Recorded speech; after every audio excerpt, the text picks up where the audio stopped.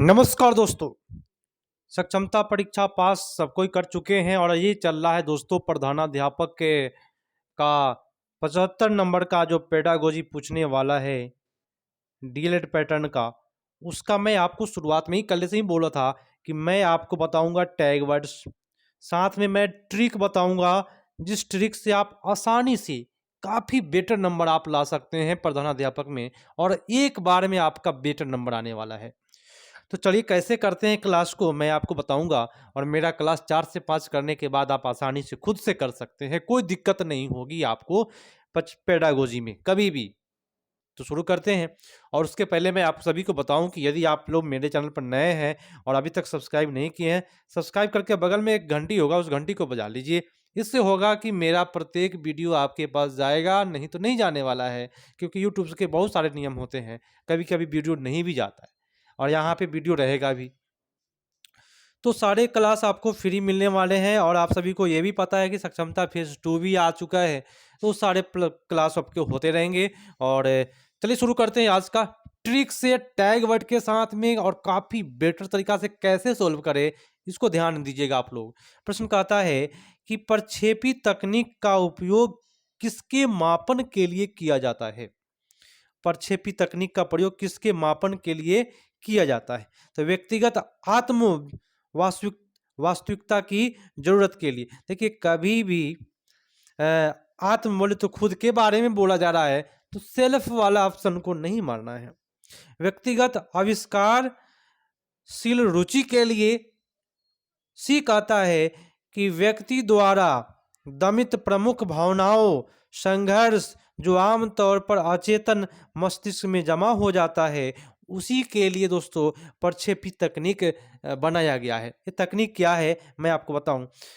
अचेतन मन में जो आपके मन में जो चल रहा है वह कहीं प्रकट कर देगा, उसी को हम कहेंगे क्या, प्रक्षेपी तकनीक।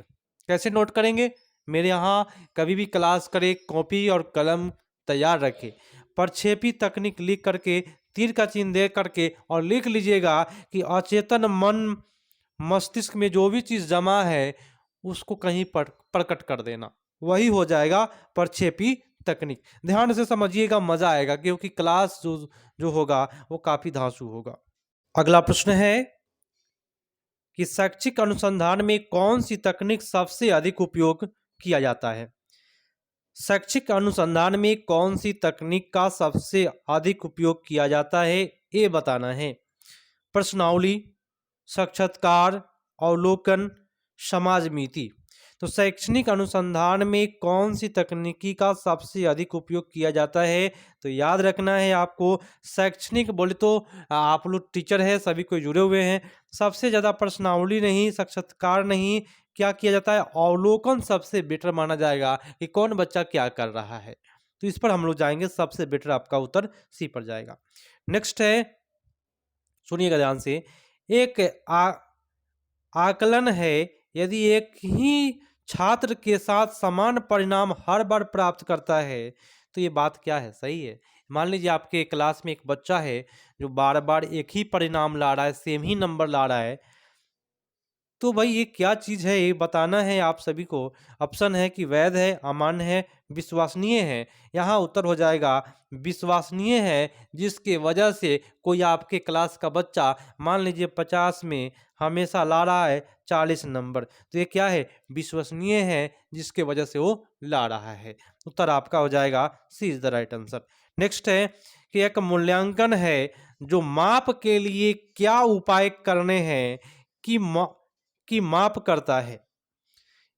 एक मूल्यांकन जो माप के लिए क्या उपाय करते हैं, कारण थोड़ा सा यहाँ पे टाइपिंग में मिस्टेक है ना। तो मूल्यांकन के लिए क्या जरूरी है मैं आपको बताऊं, ये प्रश्न सीधा मेरे लैंग्वेज में सुने।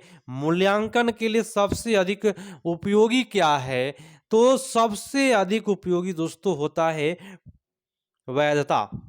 ठीक है, उत्तर हो जाएगा वैधता की आवश्यकता सबसे अधिक होनी चाहिए। आपका उत्तर हो जाएगा A is the right answer. Next है कि शिक्षा की प्रक्रियाओं को बढ़ाने के लिए प्रौद्योगिकी के उपयोग को शिक्षा में कहा जाता है। प्रौद्योगिकी का उपयोग अगर शिक्षा में आप कर रहे हैं तो प्रौद्योगिकी, देखिए थोड़ा सा आप लोग दिमाग लगाएंगे तो आपका ये प्रश्न काफ़ी आसानी से हल हो जाएगा और आप जीवन में कभी नहीं भूलेंगे। प्रौद्योगिकी की बात जैसे ही आता है तो लगेगा क्या कि टेक्निकल चीज़ कोई हो, और टेक्निकल की बात जैसे ही आता है तो लगता है क्या कंप्यूटर हो, और कंप्यूटर की बात जैसे ही होगा तो मेरे दोस्तों आप लोग जानते हैं उसमें आपका उत्तर हो जाएगा ICT। ठीक है, इंफॉर्मेशन एंड कम्युनिकेशन टेक्नोलॉजी। ठीक है, आईसीटी का फुल फॉर्म क्या होता है? Information information and communication technology. आपका उत्तर हो जाएगा B is the right answer. Next प्रश्न है, सुनिएगा ध्यान से। किस दार्शनिक का विचार है कि शिक्षा मानव विकास के सिद्धांत पर आधारित होनी चाहिए? कौन ऐसे दार्शनिक है जिनका विचार है कि शिक्षा जो है मानव विकास सिद्धांत पर आधारित होनी चाहिए? तो उन दार्शनिक का नाम है रूसो। ठीक है, अगला प्रश्न है कि समग्र सचेतन का विचार किसने दिया था? ये नोट करने वाली बात है, याद करने वाली बात है, कोई ट्रिक नहीं लगाना है, और आपको ट्रिक जहां भी मिलेगा मैं आप सभी शिक्षक साथियों को दूंगा, और आप लोग मेरे यहाँ 4 से 5 प्रश्न सेट मार लेते हैं पेडागोजी का तो डिफिनेट रूप से आप बेटर करने वाले हैं। ऐसे एग्जाम तक मैं कोशिश करूंगा आपको उपलब्ध कराऊं, लेकिन इसके लिए आपको अधिक से अधिक शेयर करना पड़ेगा अपने शिक्षक साथियों के पास, अधिक से अधिक लोग देखेंगे, है ना, तभी जा करके मैं आपको ये प्रोवाइड करा पाऊंगा। और प्रश्न आते हैं अगले प्रश्न पर कि समग्र सचेतन का विचार किसने दिया? तो ये विचार दिए थे स्पेंसर साहब दिए हैं, हर्बर्ट स्पेंसर साहब दिए हैं समग्र सचेतन का विचार। ठीक है, नेक्स्ट है कि किस शिक्षाविद ने तत्परता का नियम, अभ्यास का नियम, प्रभाव का नियम दिया है? दोस्तों कभी भी ये ट्रिक मैं आपको बता दूं, तत्परता आ जाए, ठीक है, अभ्यास आ जाए, प्रभाव आ जाए, त्रुटि आ जाए, भूल आ जाए, ठीक है, सुन लीजिए ध्यान से, थॉर्नडाइक साहब होंगे। क्या होंगे? थॉर्नडाइक साहब हो जाएंगे। क्या क्या मैंने बोला, इस क्वेश्चन के अलावा भी मैंने बोला, उसको नोट करना है। अगर आप तैयारियां सही से कर रहे हैं तो, नहीं करना चाहते हैं कोई दिक्कत नहीं है, अगर प्रश्न पूछेगा आप डिफिनिट रूप से फेंका करके आइएगा। क्या लिखना है? तत्परता, अभ्यास, प्रभाव, ठीक है, त्रुटि, भूल, ये सारे ऑप्शन कहीं, ये सारे वर्ड कहीं भी आते हैं तो थॉर्नडाइक साहब का जाता है आंसर।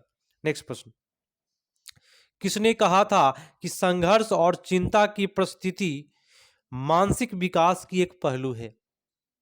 किसने कहा था कि संघर्ष और चिंता की परिस्थिति मानसिक विकास का एक क्या है? पहलू है। तो ये बात बोला है किन्होंने? तो जीन पियाजे साहब ने बोला है।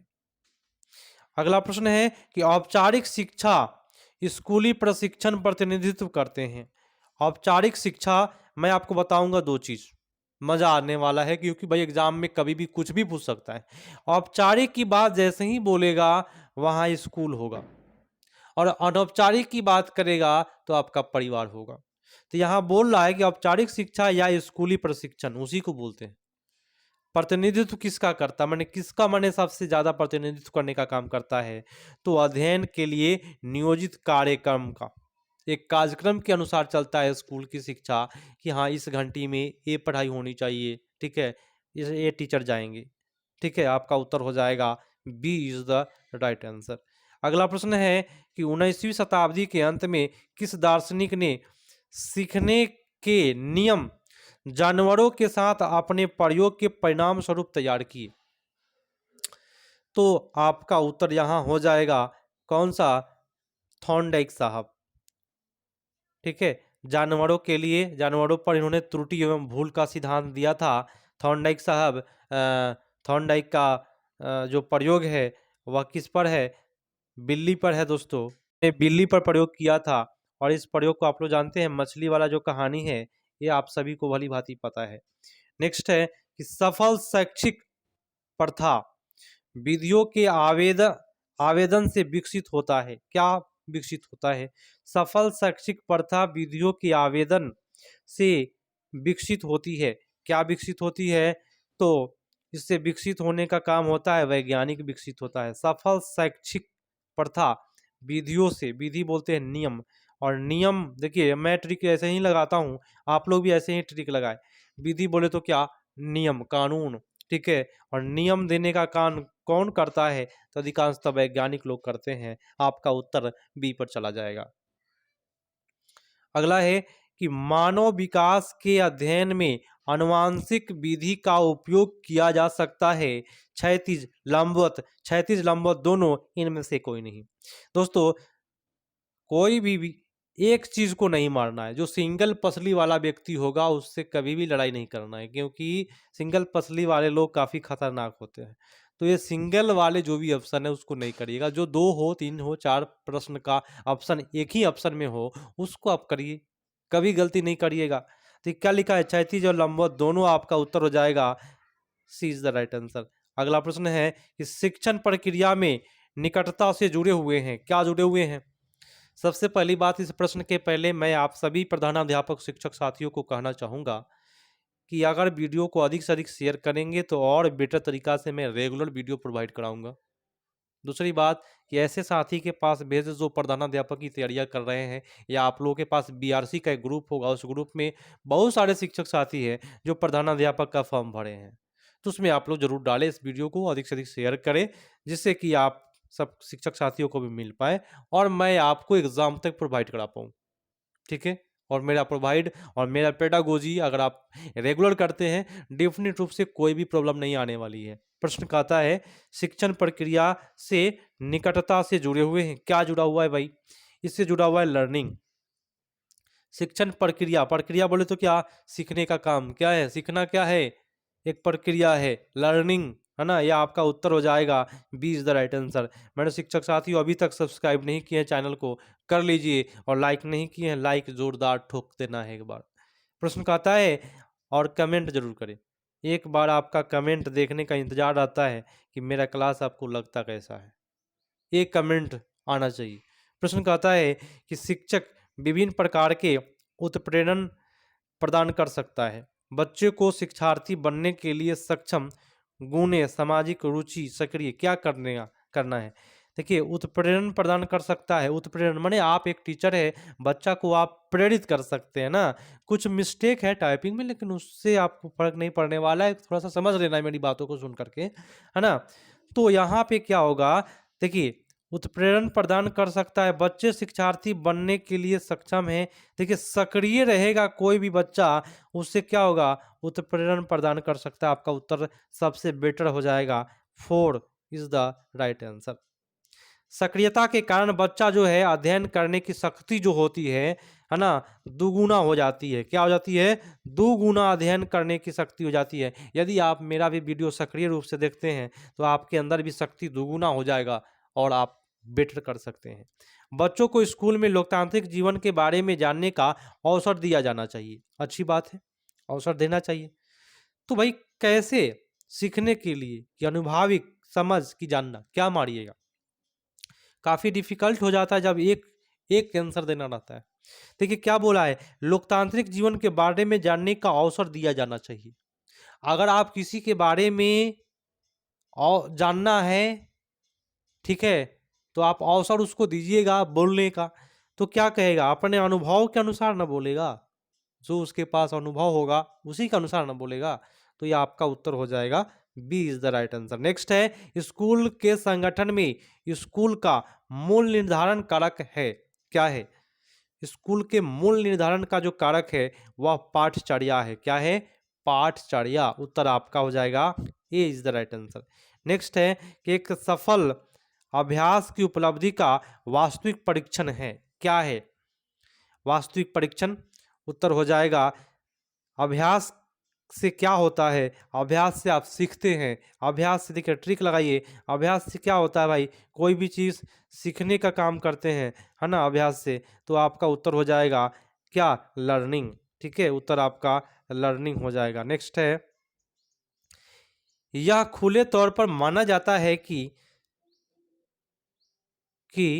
जुड़ाव माप से अधिक है, सरकार, पर्यावरण, लर्निंग, मूल्यांकन, क्या चीज़, क्या चीज हो जाएगा इसका, तो मूल्यांकन दोस्तों। यह खुला तौर पर माना जाता है कि जुड़ाव माप से, और माप से क्या होता है दोस्तों, यहाँ से ट्रिक मिलता है, क्वेश्चन में एक चीज मिल जाएगा, वही चीज से पकड़ लेना है।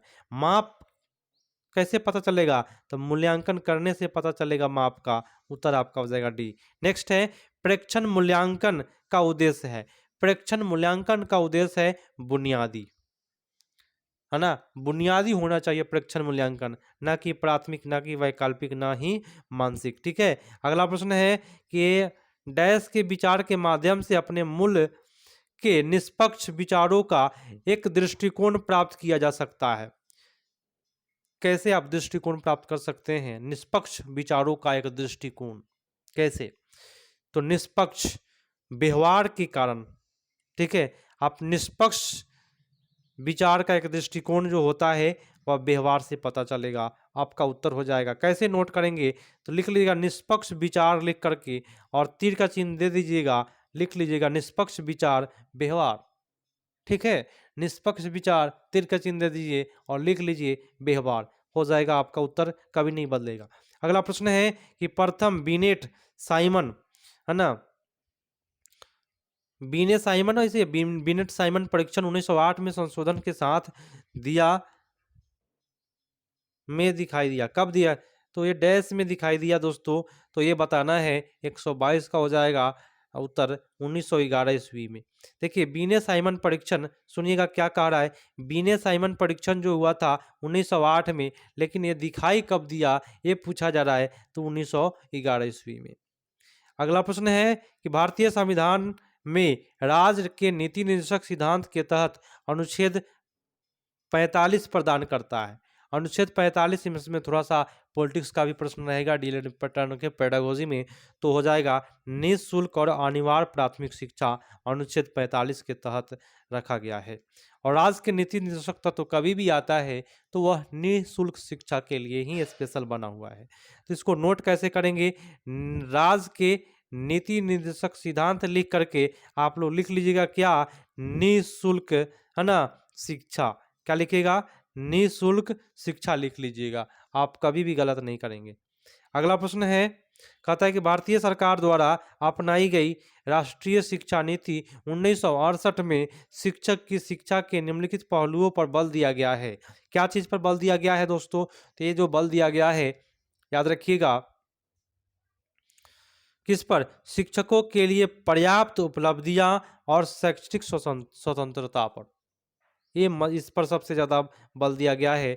आपको याद रखना पड़ेगा कि 1968 में जो शिक्षा नीति आई थी वह किस पर बल दिया है, तो शिक्षकों के लिए पर्याप्त उपलब्धि, बोले तो शिक्षक कोई भी उपलब्धि प्राप्त करे, इस पर बल दिया गया है। जैसे कि आप लोग इंटर लेवल पर कितने लोगों का बहाली हो गया रहता है, तो आप लोग योग्यता विस्तार के लिए क्या करते हैं, आदेश लेकर के एग्ज़ाम देते हैं ना, एमए करते हैं, पीएचडी करते हैं ना भाई।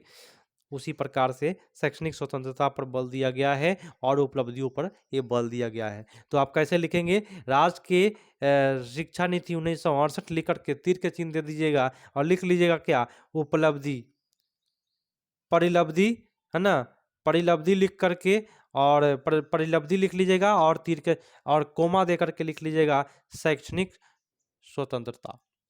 ठीक है, और आज का अंतिम प्रश्न है, 25-25 प्रश्न का मैं टारगेट रखा हूं ताकि आप लोग अधिक से अधिक समझे, अच्छे तरीका से समझे। रामकृष्ण मिशन की स्थापना किसके द्वारा की गई। देखिए रामकृष्ण मिशन की स्थापना 1897 ईस्वी में हुआ है और स्वामी विवेकानंद जी के द्वारा किया गया है।